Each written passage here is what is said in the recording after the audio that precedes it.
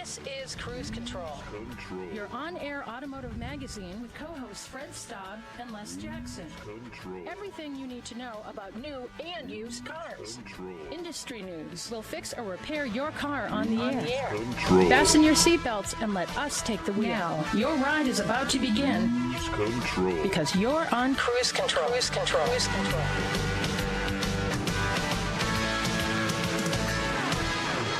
That's right. That's right. You're on Cruise Control, and so are we. This is your online automotive magazine of the air, and you know us. I'm Les Jackson, and the other guy who's about to speak is Fred Staub. And of course, we're here all the time to tell you what we know about the automotive industry. And once again, it just keeps happening. Yeah, it sure does, Les. Big news this week on a very incredible vehicle. That is the ZR1 Corvette, right? Oh man, it's a supercar. 215 miles an hour, factory warranty. It's the ZR1 C8. Pretty cool. Yeah, well over 1,000 horsepower. And we're going to tell you about a little bit of a tribute to Taz Juchter, who is the outgoing chief engineer of the vehicle. So pretty cool stuff.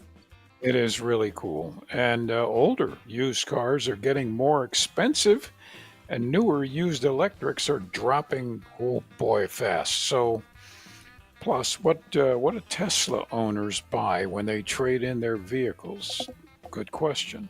Yeah, it's not a Tesla, but maybe they'll be buying this vehicle. That is from Cadillac.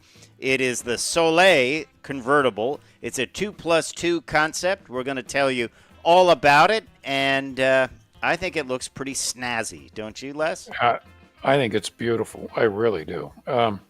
Talking tech. Again, we love to do that. A team from Stanford automates tandem drifting using AI. Oh, what could go wrong here? Could this lead to a safer trip the next time you're on the highway? I hope so. And not drifting. Yeah, unless you are drifting around. But yeah, we'll talk about that. And also, we're going to talk about the new Jeep Compass. What's new for that vehicle for this model year, the 2025 model year. That's the model year we're into right now. So, yeah, you want to stay tuned for that and see what's new from the folks at Jeep. Absolutely. And Haggerty says the results of a new study say that Gen Z has a big interest in collectible cars, which I am very happy about that. I just like to see that.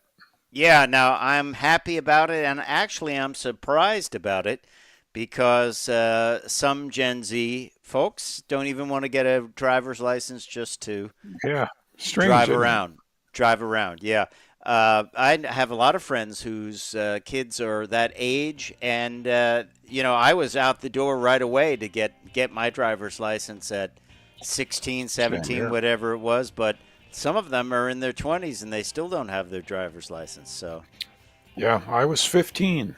Yeah. But anyway, we will be back on Cruise Control. Stay tuned.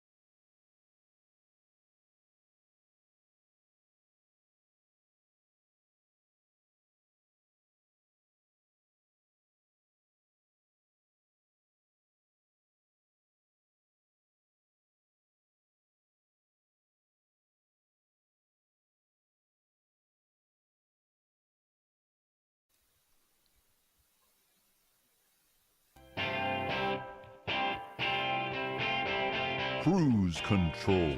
And welcome back to Cruise Control, your on-air automotive magazine. Fred Staub and Les Jackson. We're got you along for the ride, taking you on a ride around the automotive industry.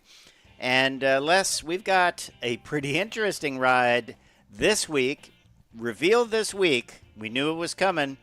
The ZR1 Corvette. Yep, this is a historic. Yes. Nothing less than historic. Yes, absolutely. Let's talk about what it's got for power. A 5.5-liter twin turbocharged flat plane crank V8 engine. It's known as the LT7.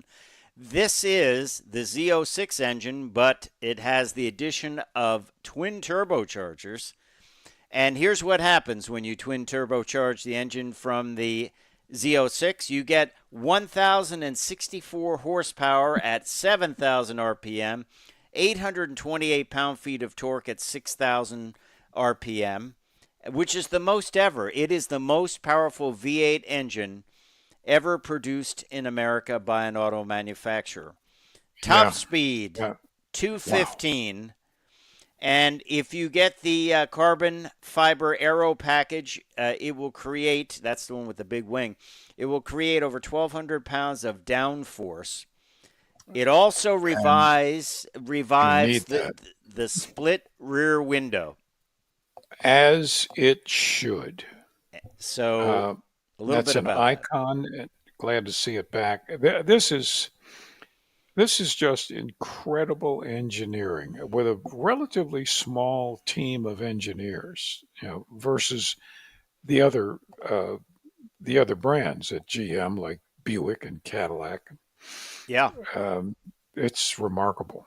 Now there is a convertible version, and what's interesting on the convertible version is, unlike the regular Stingrays, you have a panel to see the engine when the convertible top is doing its thing and folding back. You can see the engine, which I think is something they should incorporate into all of them because, frankly, if you want to look at your engine.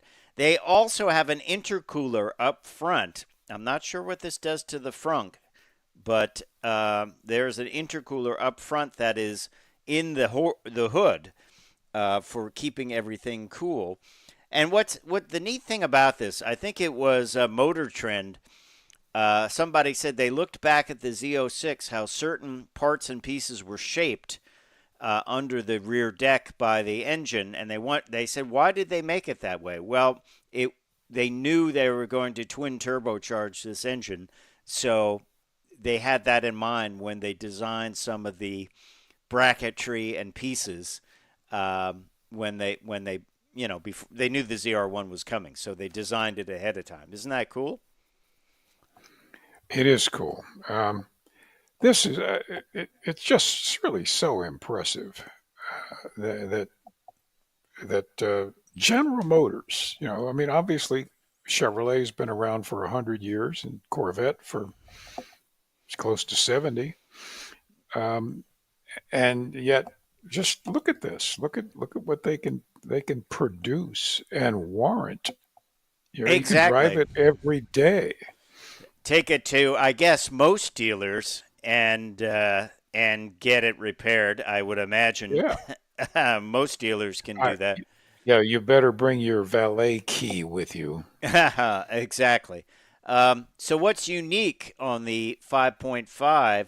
Besides the twin turbochargers, well, head castings with unique ports, valve train timing and lift profile optimized for those twin turbochargers, CNC machine combustion chamber exhaust and intake ports, dual ported shroud ball bearing monoscroll 76 millimeter turbochargers that are integrated into the exhaust manifold to reduce the volume and distance from the exhaust valve.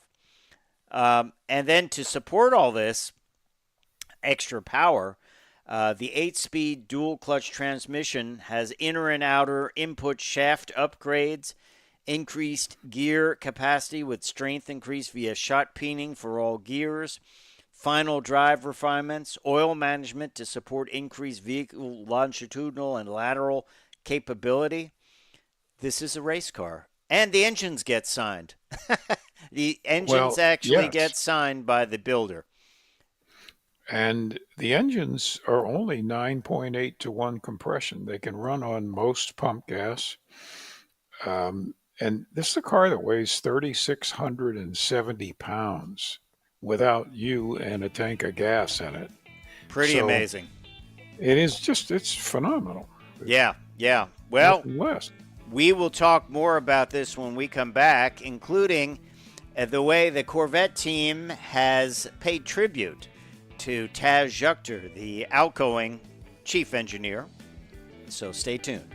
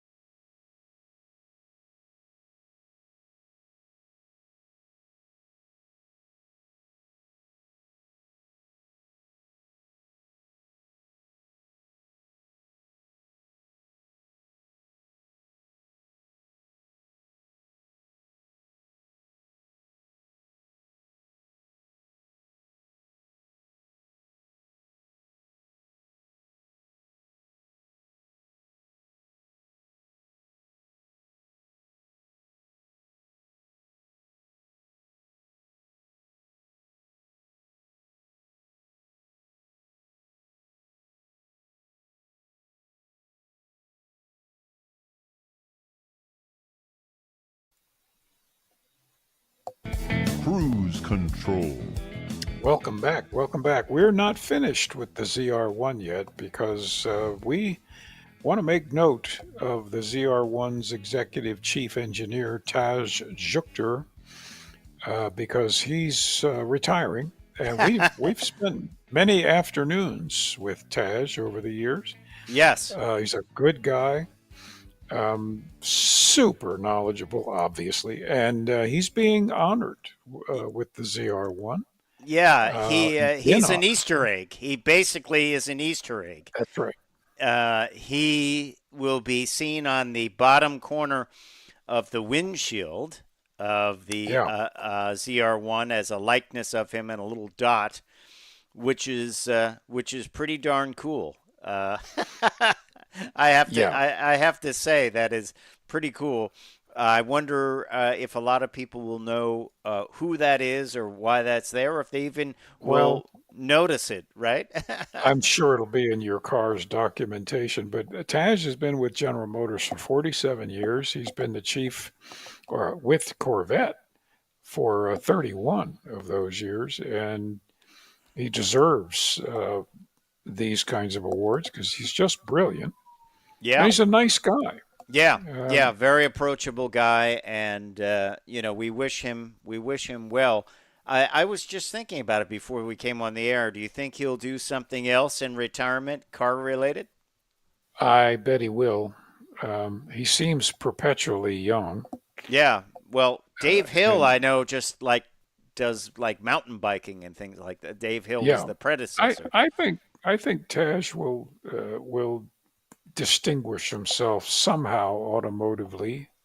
Automotively, well, there's a word. Yeah, Um, he is in his early 60s, so he's got plenty yeah, I mean, of he time could to come do up with something. his own, maybe something the equivalent of Callaway, or who knows? Who knows? Who knows? Yeah. Well, we'll have to check it out, and it's pretty neat. What a career, though, starting in 1977. Yeah, I always wanted to ask him probably what did he work on first. It was probably like a door handle for the it was. Citation or something.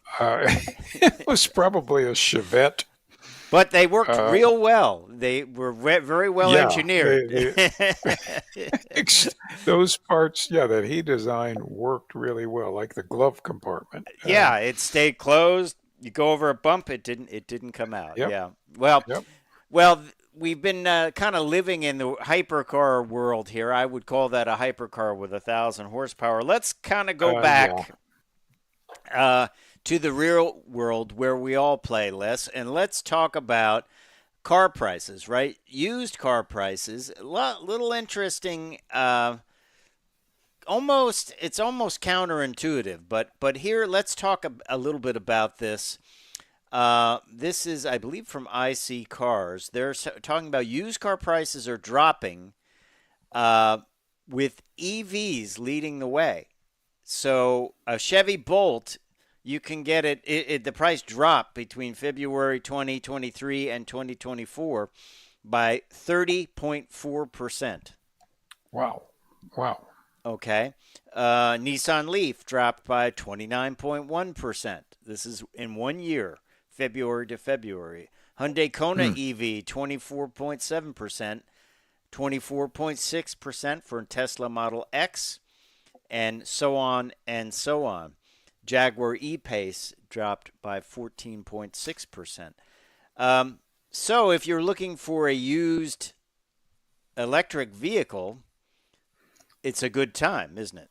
It is a good time, but if you're looking for a used, nice, everyday, whatever, it's really not a good time, as I learned this year, um, because I had decided to buy a Kia K5 after testing a whole bunch of competitive models, and I went to CarMax because they have them all on the lots and measured everything, instrumented for sound and all that, and then started looking at the prices, which were actually climbing during the spring and early summer, and ultimately realized that I could buy a new one for the same money.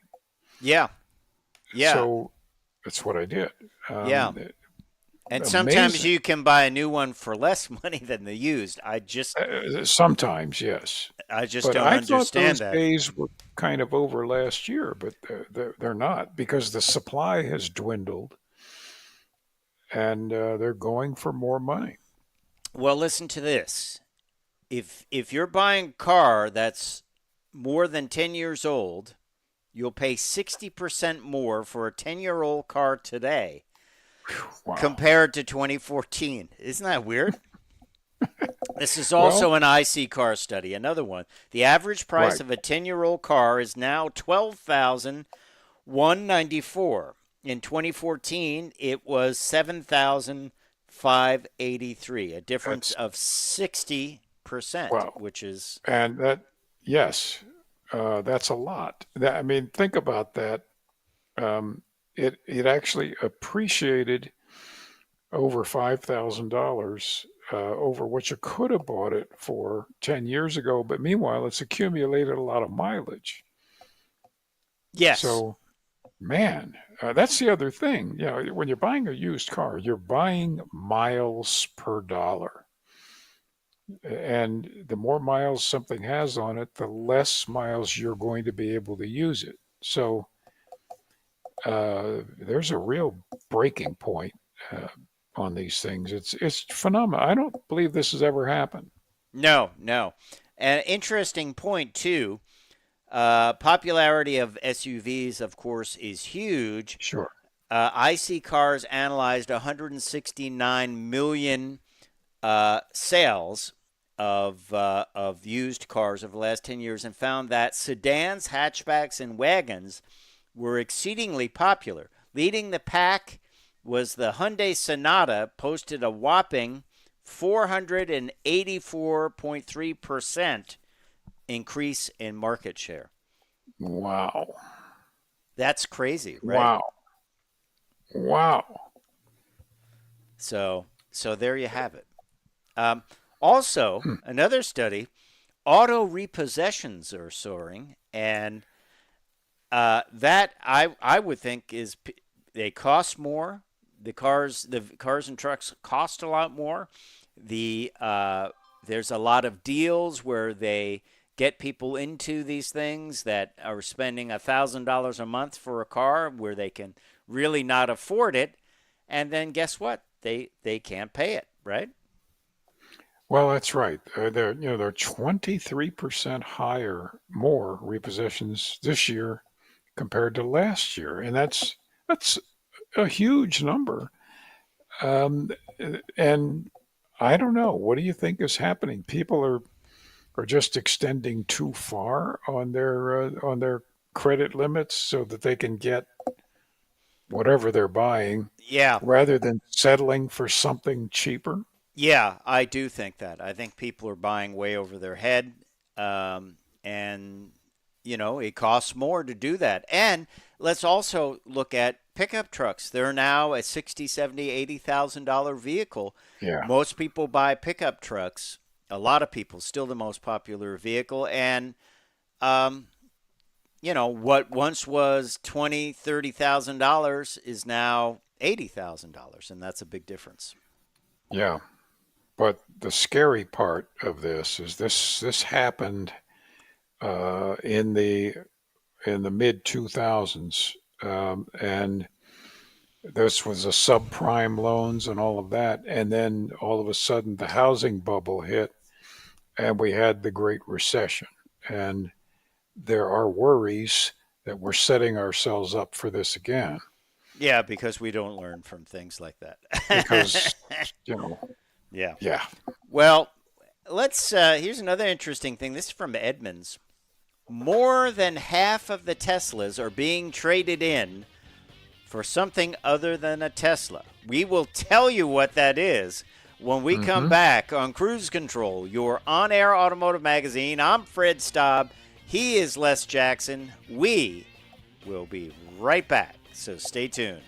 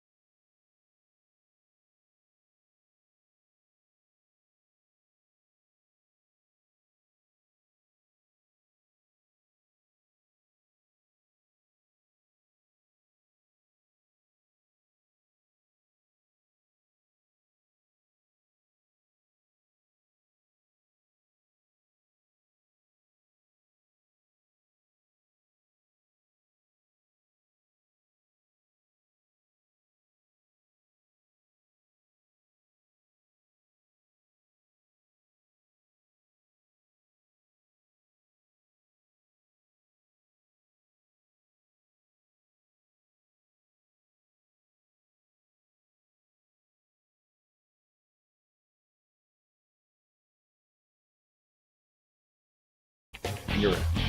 Cruise Control. Welcome back to Cruise Control, your on-air automotive magazine. Kind of taking a little ride around the used car, trade-in, pricing, all that type of information, which is useful less if you're going out to buy a new vehicle, which you just did not that long ago. But I found this to be a fun tidbit. This comes from Edmunds. More than half of the Teslas being traded in are traded in, and the people get a gas-powered car.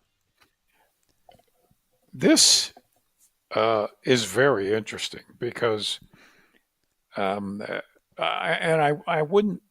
We don't have the information here, but it wouldn't surprise me if some other electrics are being traded in for gas cars too. But obviously the greatest number is Teslas. But what that does, Fred, I'm sure you thought of this, is that when you trade it in, the dealer doesn't want an electric used car to sell because they can't sell the new ones. So he's going to give you much less in trade. Yes. And So it's nasty. well, you are Mr. Segway today because there was a report this week that CarMax is allegedly offering $13,500 for Fisker Oceans. Of course, Fisker was actually quite a handsome electric car. Lovely car. But they went bankrupt, and Yep. this was a $80,000 vehicle just a few months ago. But they are. This was reported by the Fisker Ocean Owners Group, and there are passionate people about these vehicles.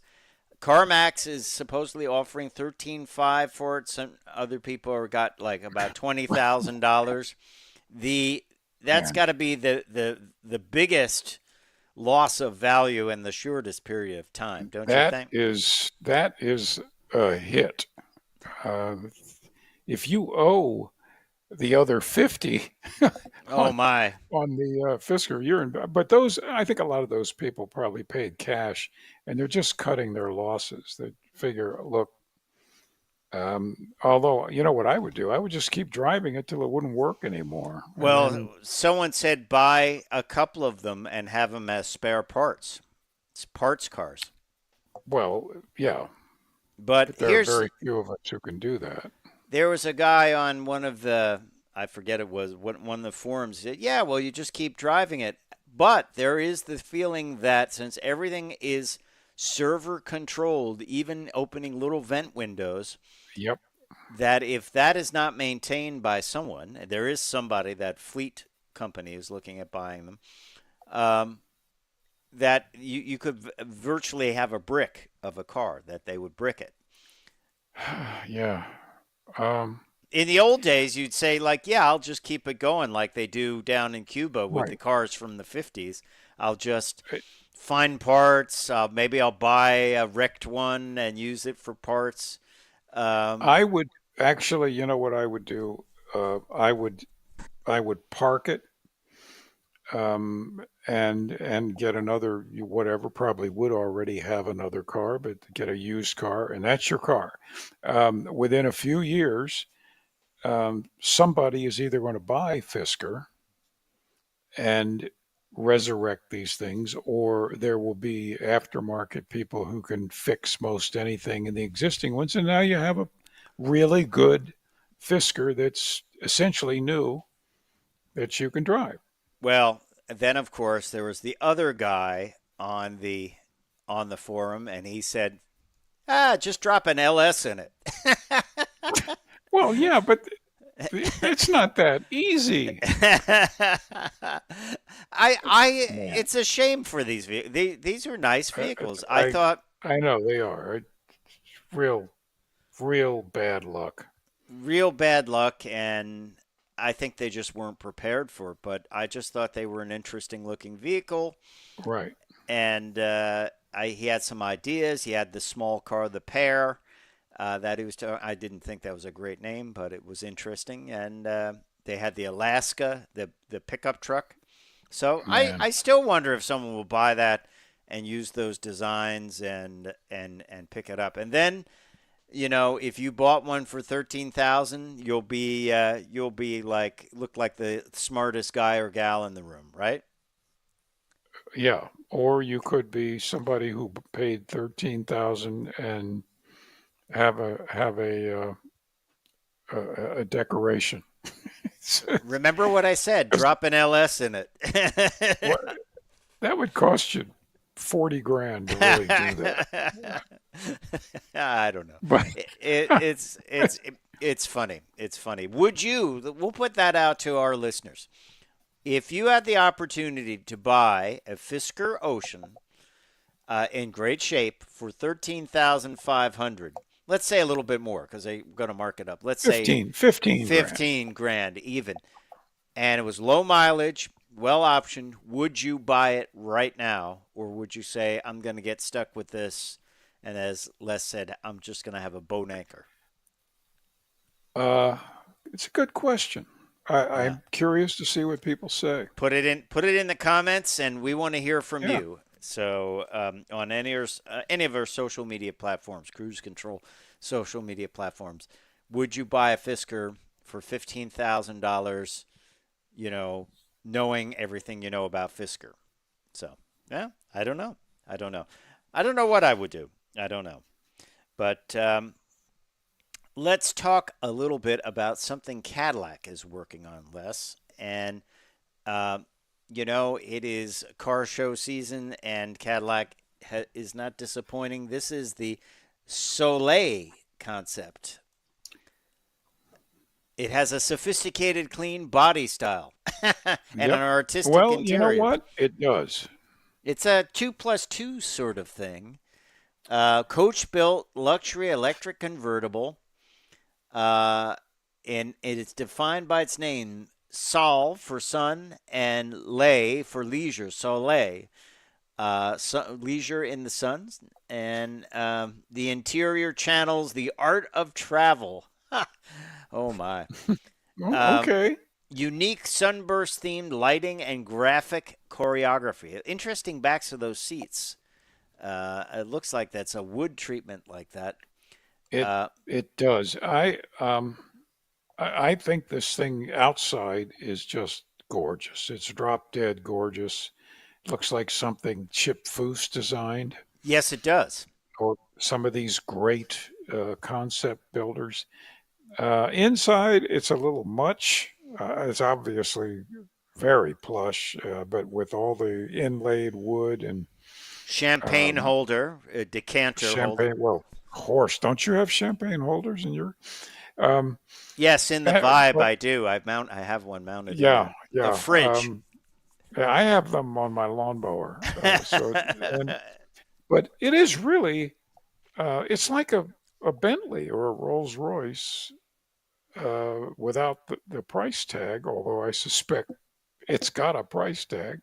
Maybe. And they've done a beautiful job on this thing. It makes you want to get in and drive it. I think this is the type of thing Cadillac should be building. Instead of parts bin, hey, that's the Chevy, but we put the Yeah, Cadillac logo on it, but look at all the switch gears from 1980, that's right. you know. Interesting. Charging mats on the console, door map pockets, and custom accessories are made by Works premium bio-based material created using fine mycelium technology. It has an iridescent finish in a soft hue and color palette. Sounds interesting. Aurora tint on primary metal finishes, which includes color shifting to reflect the phenomenon of the sun's solar winds. And convertible metallic roof fabric called Daybreak, which name ties to the Wow. functionality of the convertible roof. As the roof pulls back, sunlight can pour into the interior. Textured floor mat material named Basque to bounce to I don't know what that word means. A boucle fabric. I have no idea what that is. Um, Adding beautiful texture and subtle warmth. I wrote that myself. Yeah, Uh, that's it's, but I mean, really and truly, they've gone right over the top with this thing. And I've done a lot of veneer work and woodwork, with marquetry. And let me tell you, that is some kind of hard to do. But don't you agree? Don't you agree? Cadillac should be building these stunning vehicles. I mean, maybe you can build this without all the interior like they have Oh, there, sure, but sure. but they need to be building interesting vehicles that are, as I say, not just rebadged SUVs or something. Uh, They have to. Yep. So Now let me compare this to something. This impresses me, and I think you'll agree, as so well done, so European, so beautiful and sleek as the we're going to talk Buick to you Riviera. in a minute. Damn.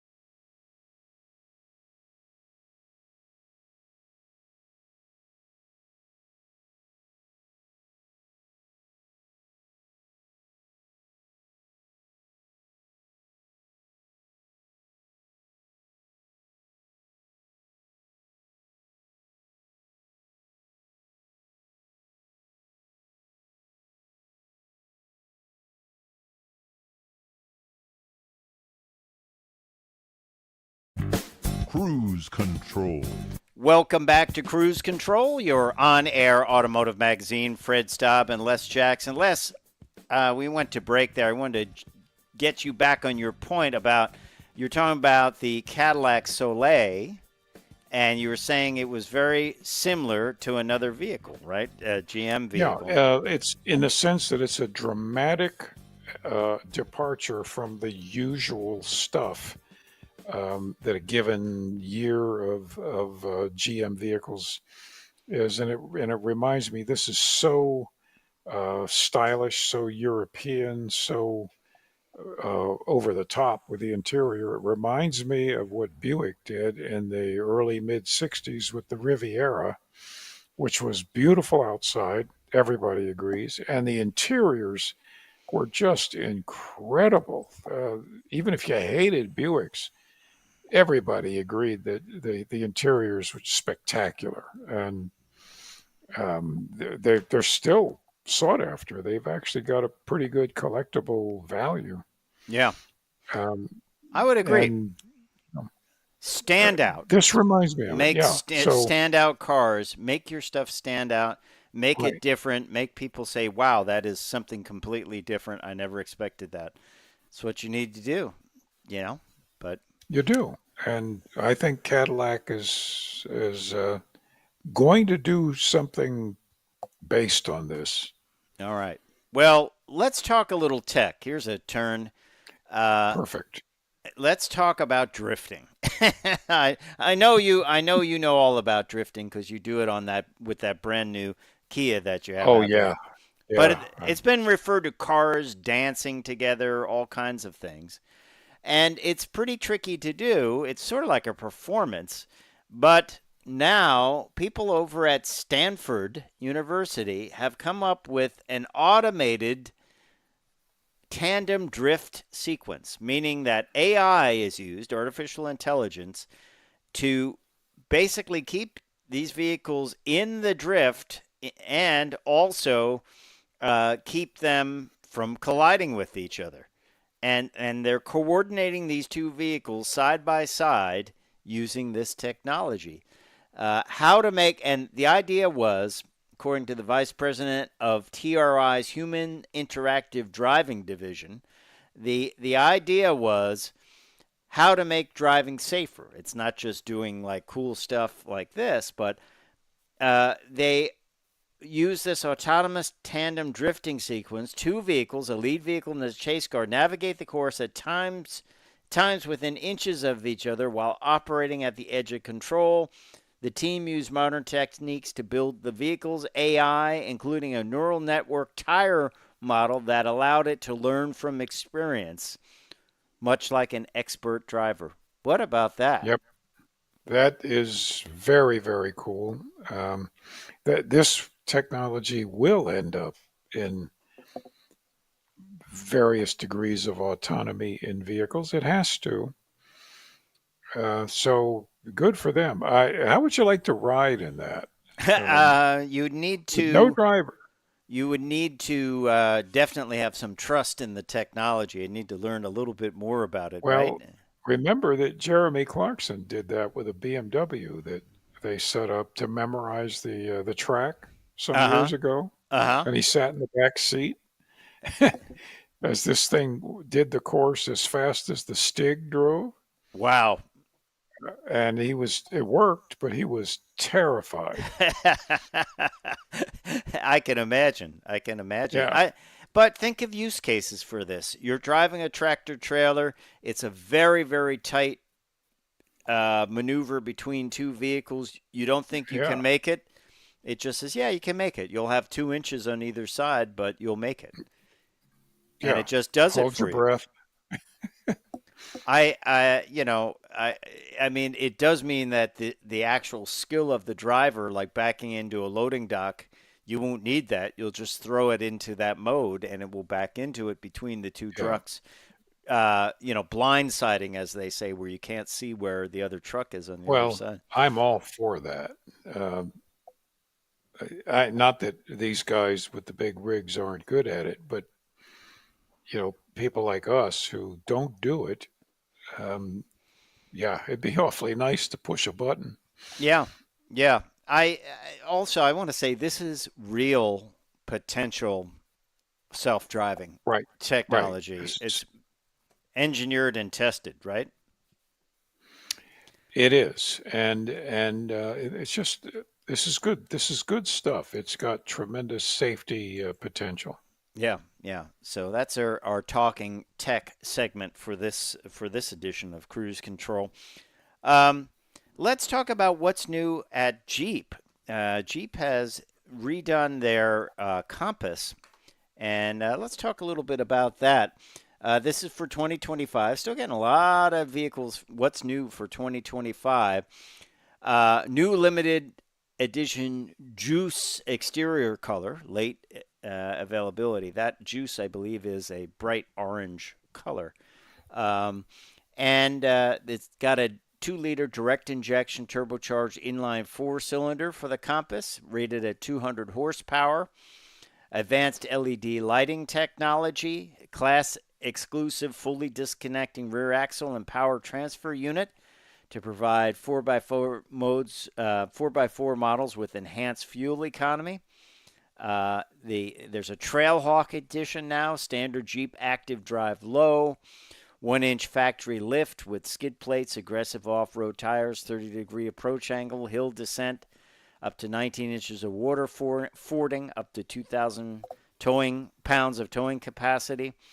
So the vehicle keeps getting better and better and better. And I have to say, a vehicle like the Compass is more important than ever since they dropped the Cherokee, which a lot of people are saying was not a great move at Jeep, and it cost them dearly dropping the Cherokee. I think the Compass is going to have to, in the meantime, pull some of that weight, don't you?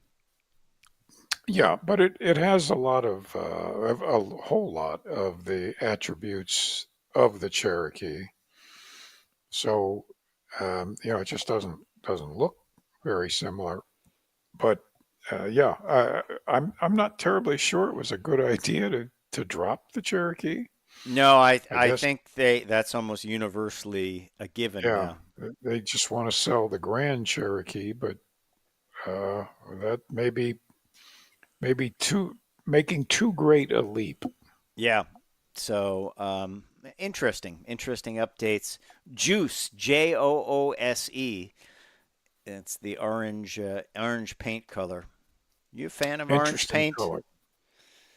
Hugger orange I liked on the early Camaros. Never been a fan of oranges. I don't like yellow, Except though. for I don't like yellow on cars. It's just something I don't like. or yellow. Yeah, I agree. What's that faded yellow on some of the early Corvettes? It looks terrible. It looked like the paint faded right at the That factory. was that was a real faded yellow. The I liked the yellow that I did on my Falcon because it was kind of a buttery yellow, very like a rich yellow. Yeah, not a faded yellow like Not if yeah. anyone Look, knows what that color is, they can put it in the comments yeah, the there. Corvettes actually looked faded out of the factory. Right. It's like it's either dirty white or Yeah, was yellow, but you left it out in the sun and it faded. exactly. Not a good look for a new vehicle, right? Well, there you are. Yeah.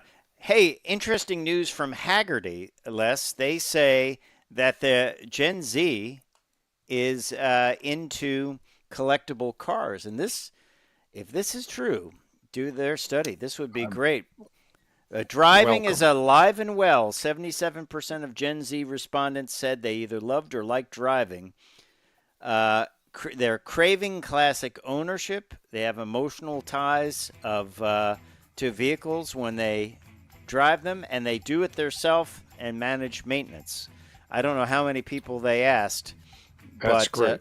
it would be great news. But there you have it. Hey, we appreciate listening to Cruise Control. I'm Fred Staub. I'm Les Jackson. We're going to see you down the road. Bye.